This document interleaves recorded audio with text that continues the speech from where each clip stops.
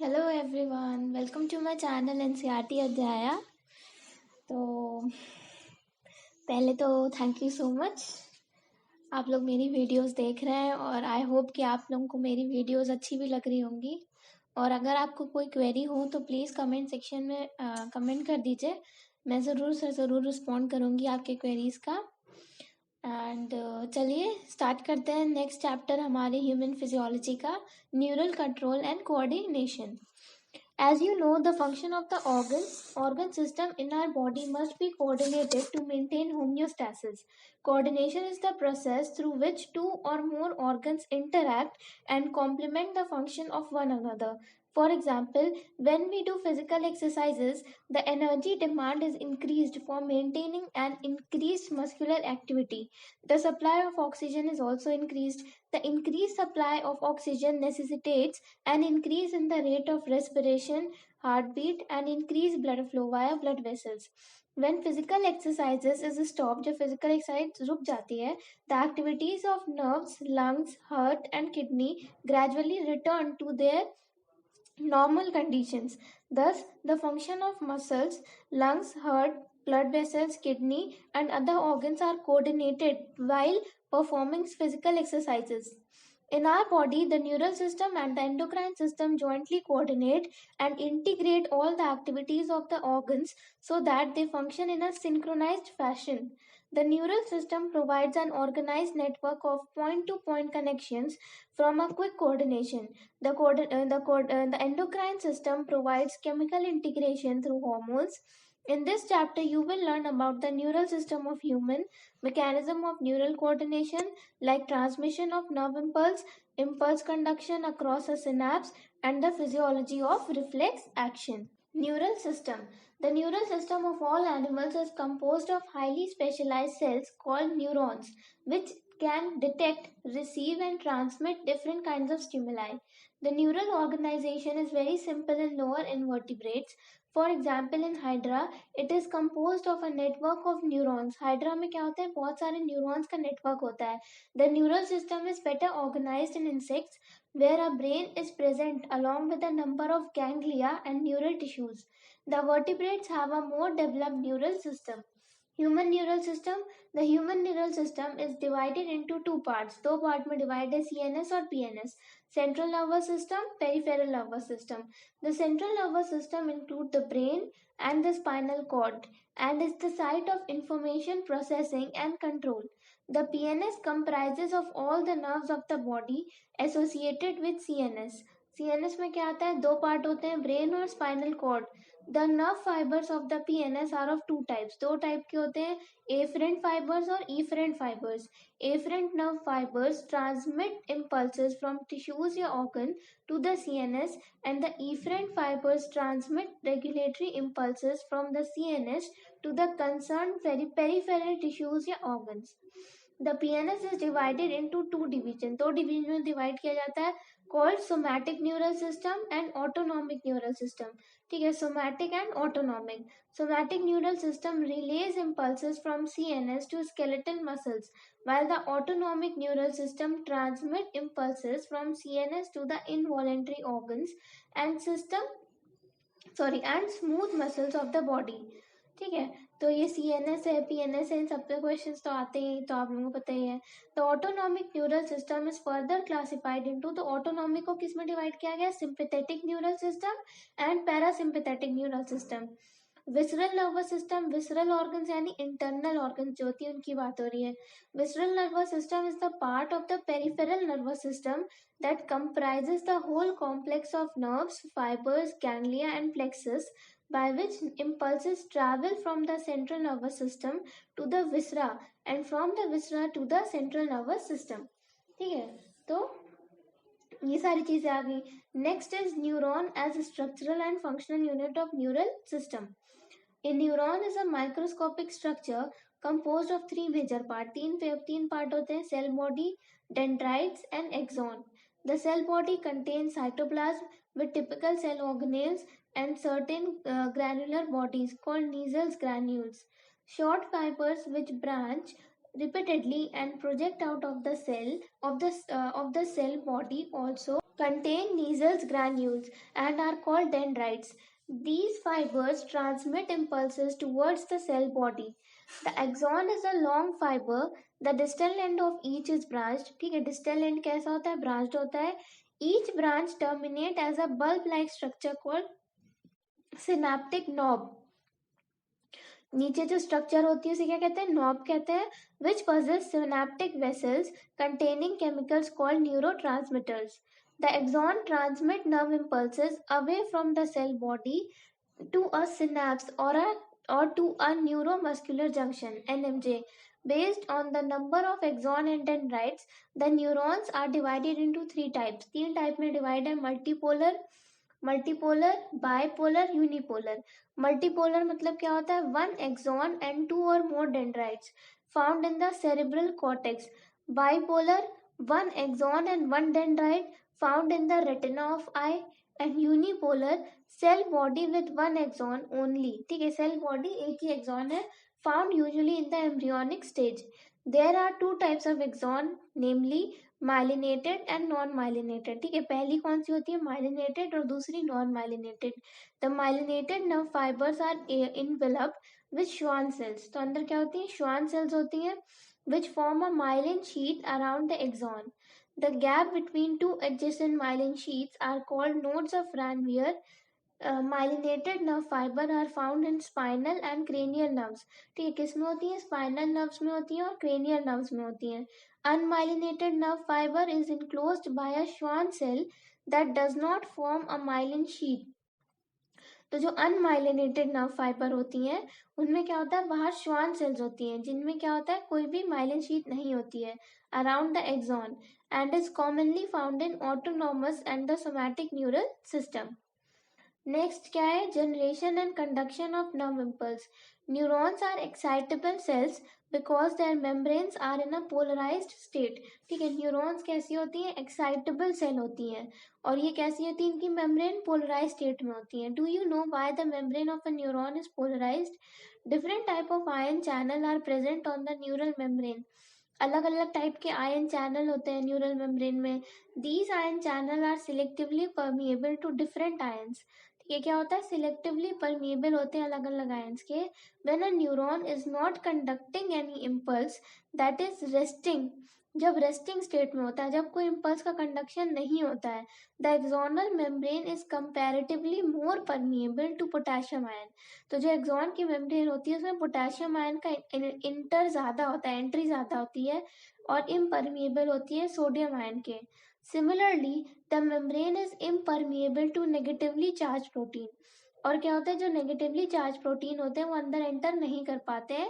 कहाँ? एक्सोप्लाज्म के अंदर. Consequently, the exoplasm inside the axon contain high concentration of potassium ion and negatively charged protein and low concentration of sodium ion. तो क्या होगा? जो axoplasm होता है उसमें क्या होगा? जो पोटेशियम आयन ज़्यादा होता है और नेगेटिवली चार्ज प्रोटीन ज़्यादा होता है और सोडियम आयन कम होता है और सोडियम बाहर ज़्यादा होता है.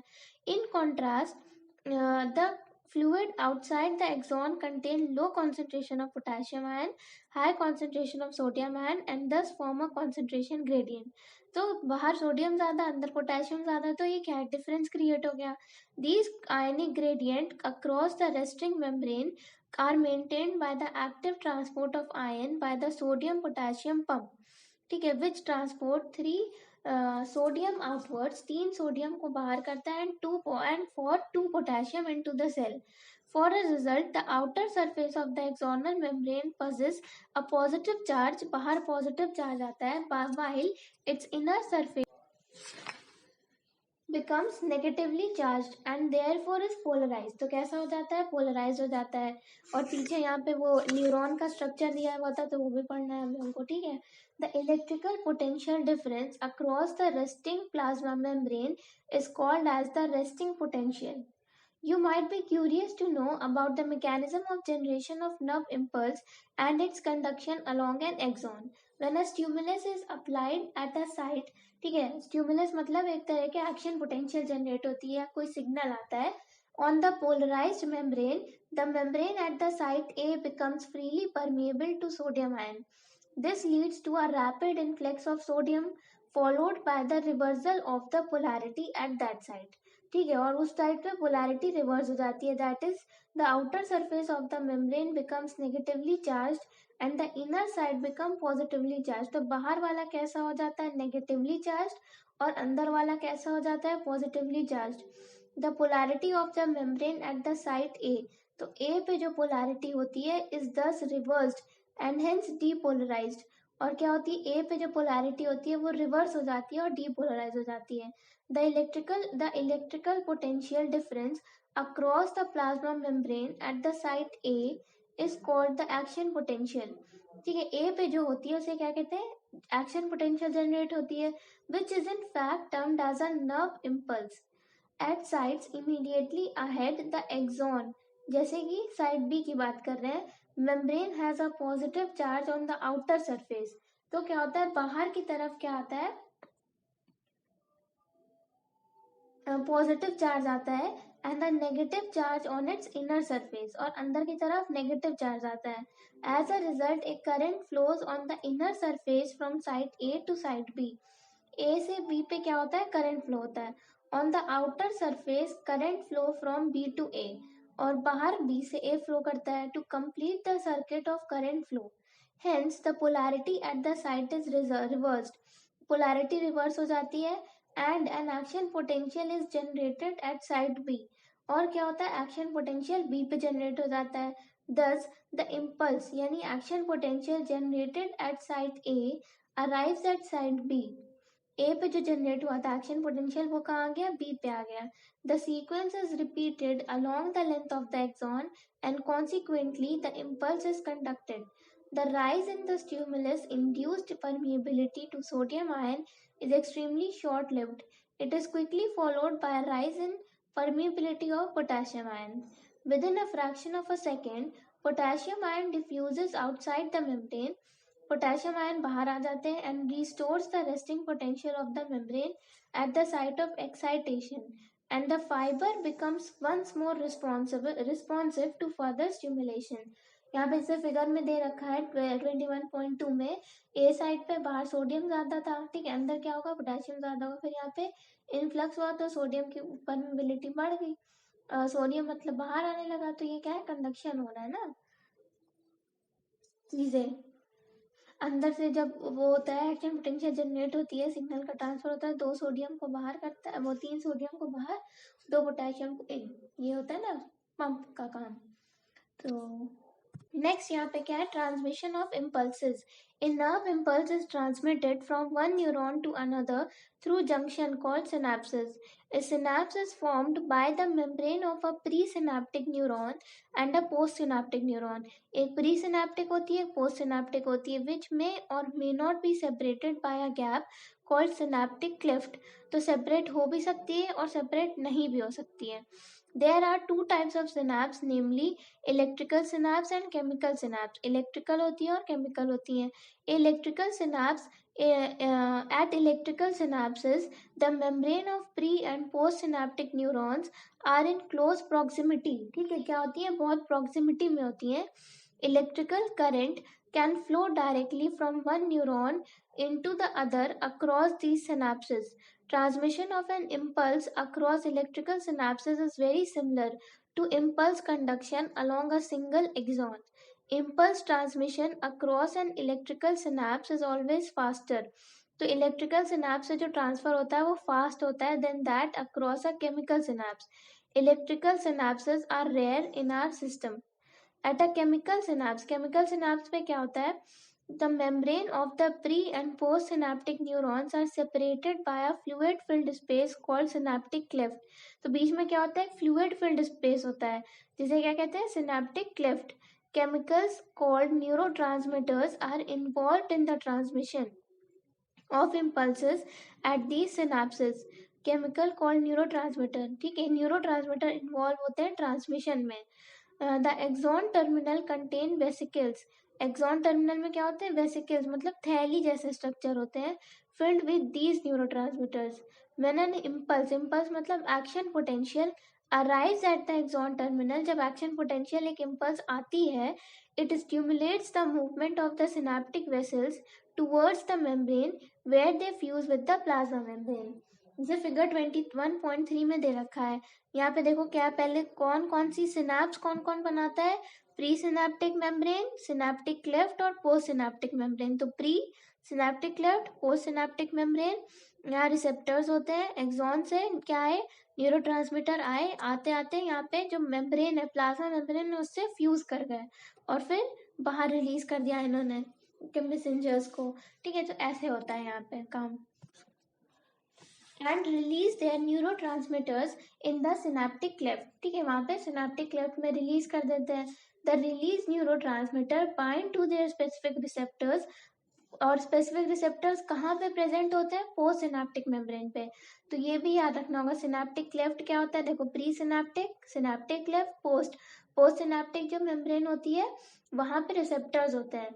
This binding open ion channel allowing the entry of ions which can generate a new potential in the postsynaptic neuron. The new potential developed may be either excitatory or inhibitory. तो नया potential जो develop होता है ये excitatory भी, excite भी कर सकता है मतलब किसी चीज को, और इनहिबिट भी कर सकता है, यानी कोई किसी चीज की स्टार्टिंग के लिए भी हो सकता है और किसी चीज को रोकने के लिए भी हो सकता है। Next is CNS. CNS is central neural system. The brain is the central information processing organ of our body.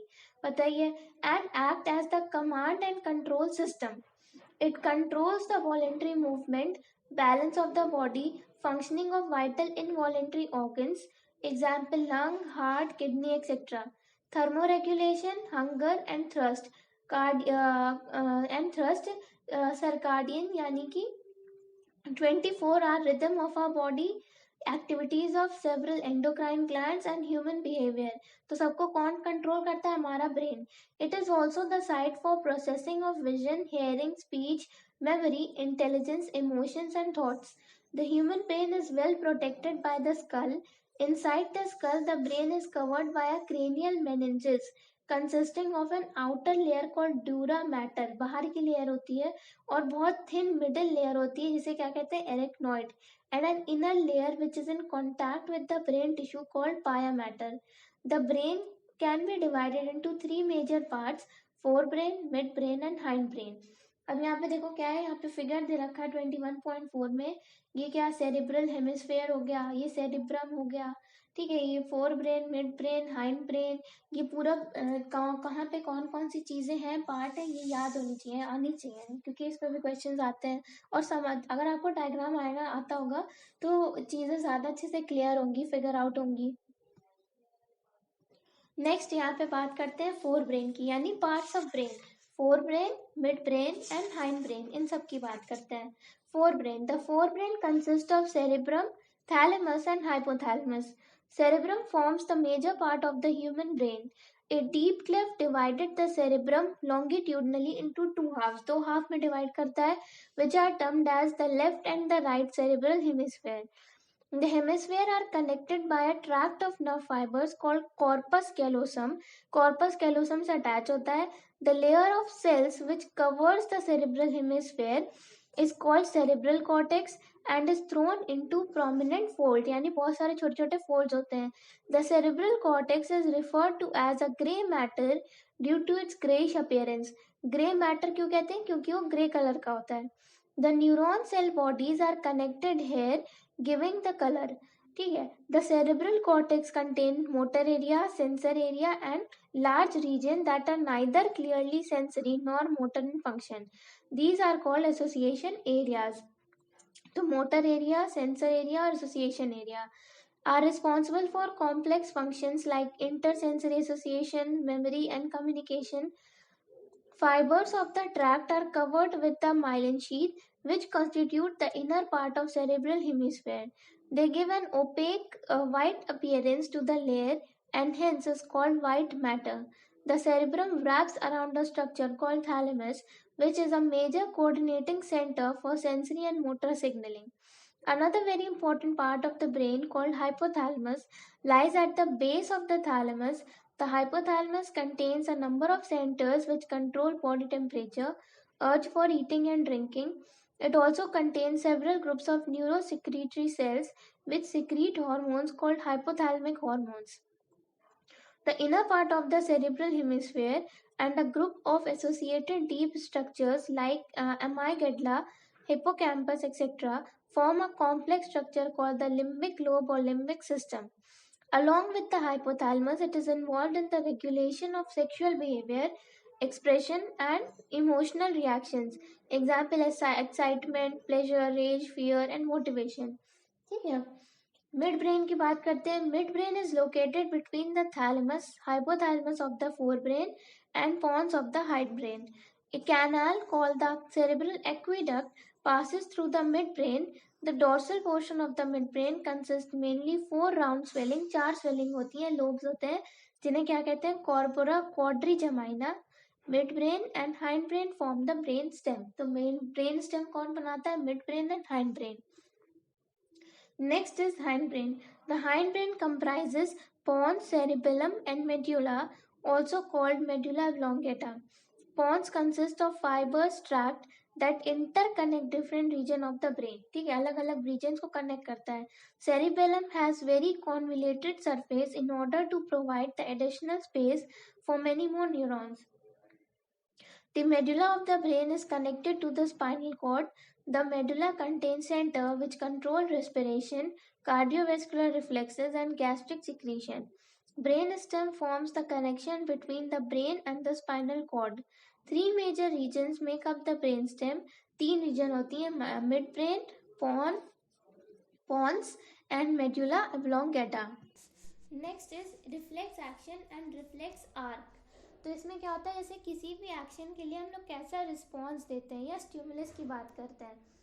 You must have experienced a sudden withdrawal of a body part which comes in contact with objects that are extremely hot, cold, pointed, or animals that are scary or poisonous. The entire process of response to a peripheral nervous stimulation that occurs involuntarily, example without conscious effort or thought, and require the involvement of a part of the CNS is called reflex action. The reflex pathway comprises at least one afferent neuron.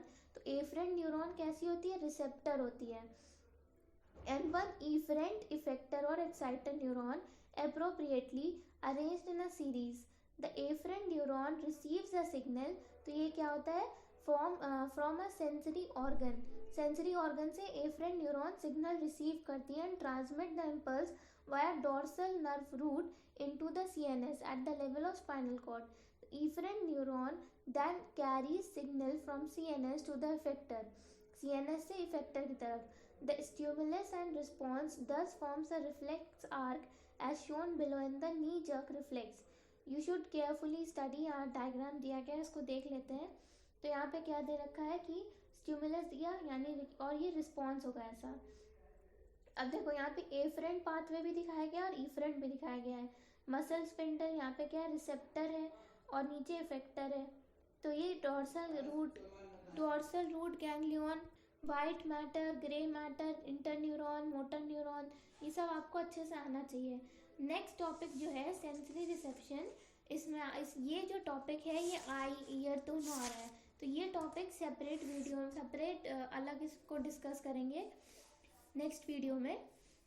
तब तक के लिए अच्छे से NCERT पढ़िए. और अगर आप लोगों को क्वेश्चंस चाहिए इंपॉर्टेंट तो वो भी आप बताइए, वो भी हम उसके लिए सेपरेट वीडियो बना के सारे क्वेश्चंस शेयर करेंगे जितने भी इम्पोर्टेंट है, जिनके चांसेस हैं आने के. और thank you so much. Please हमारे वीडियो को लाइक करिए, शेयर करिए. टाटा.